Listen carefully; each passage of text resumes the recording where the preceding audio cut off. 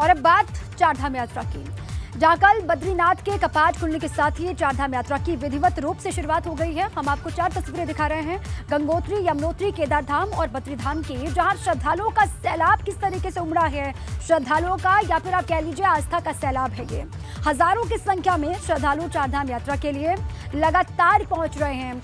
बद्रीधाम में 15,000 श्रद्धालु एक दिन में दर्शन कर सकते हैं, 12,000 केदारधाम में और गंगोत्री धाम में 7,000, यमुनोत्री में 4,000 श्रद्धालु हर दिन दर्शन कर सकते हैं। ये सीमित संख्या है और उत्सुकता देखें, 2 साल कोविड की वजह से इतनी बड़ी संख्या में श्रद्धालु यहाँ पर नहीं पहुँच पाए और उसके बाद शीतकाल में 6 महीने कपाट बंद रहते हैं। अब चारों के चारों धामों के कपाट खुल गए हैं और कपाट खुलने के साथ ही विधिवत रूप से चारधाम यात्रा की हो गई है शुरुआत। और आस्था का सैलाब किस तरीके से चारों ही धामों में उमड़ रहा है वो भी आप समझिए। सिर्फ उत्तराखंड के लोग यहाँ पर नहीं पहुँचते हैं, सिर्फ देश के भीतर से ही लोग यहाँ पर नहीं पहुँचते हैं, बल्कि विदेशों के लोग भी इंतजार करते हैं कि कपाट खुले और वो जाकर के चारधाम यात्रा में शरीक हो पाए। केदारधाम में इस बार और इन दिनों आस्था का सैलाब उमड़ रहा है। बाबा केदार के दर्शन के लिए भक्तों की लंबी लंबी लाइनें लग रही हैं और ऐसी ही एक तस्वीर सामने आई है जो आपके सामने हम रखने जा रहे हैं।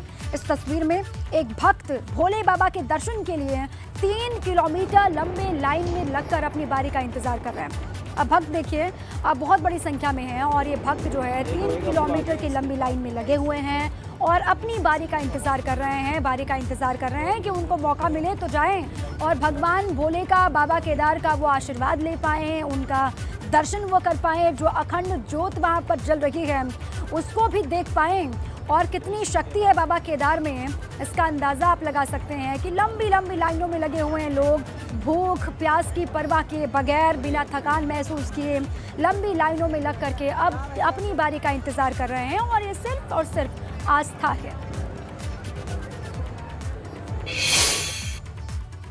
और केदार यात्रा मार्ग पर बिजली की समस्या भी एक चर्चा का विषय इस वक्त बन गई है। केदारधाम यात्रा पड़ावों में बिजली और संचार व्यवस्था पूरी तरीके से चरमरा गई है, ये जानकारी है। इस वजह से तीर्थ यात्रियों के साथ ही स्थानीय व्यापारी भी बेहद परेशान हैं। बिजली ना होने से यात्रा पड़ावों में यात्री रुक नहीं रहे हैं और स्थानीय लोगों के व्यवसाय पर बुरा असर इसका पड़ रहा है, ये कहा जा रहा है। ट्रांसफर जला हुआ है, लाइन जैसे जोड़े बिल्कुल सिट डाउन हो रहा है उसमें, उससे यात्री जो है काफ़ी परेशान हो रहे हैं। लोगों की बुकिंग है, यात्री जो बोले बिना लाइट हम कैसे रहें। लॉज वाले काफ़ी परेशान हैं, यात्री भी काफ़ी परेशान है। लॉज वाले यात्री को हम कैसे अंदर रखें, वो बोले, यात्री बोले हम कहीं नहीं रह सकते।